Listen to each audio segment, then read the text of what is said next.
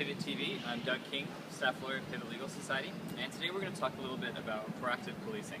So you may have noticed that we issued a press release yesterday talking about bylaw enforcement in the downtown Eastside. And what it's really about is this concept of street checks.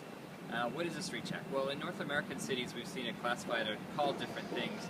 In New York City it's a stop and frisk program, in Toronto it's been called carding, and in Vancouver we see it mostly with bylaw enforcement. And what it really is a police officer stopping somebody, trying to obtain their identification, and running that identification for an outstanding warrant, or trying to find something on them by doing a cursory search. Now, this tactic is highly controversial, and there's been allegations across North America that it's led to instances of profiling.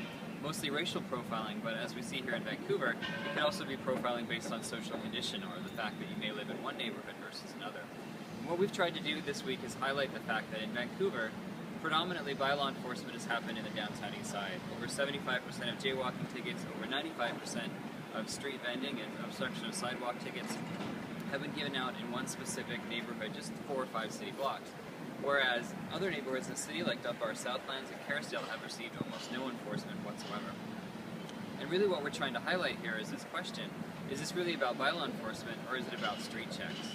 Is the Vancouver Police Department trying to circumvent this argument that's going on in other major North American cities, whether or not this amounts to profiling, and whether or not it's unconstitutional to stop somebody and run their identification? So, in Toronto last month, they introduced a new program where they're actually going to be giving receipts whenever a police officer stops someone and checks their ID, and the hope is this will be better track and see whether or not this amounts to racial profiling. In New York City there's been a constitutional challenge, and in the coming months there'll be a huge court case deciding whether or not street checks themselves are unconstitutional. So we'll be looking at those cases, and we'll be looking at what happens here in Vancouver, and certainly this is not the last we'll see of proactive policing or street checks in the downtown Eastside. For more on Pivot, you can find us at pivotlegal.org, or you can find us on Facebook and Twitter. Thanks.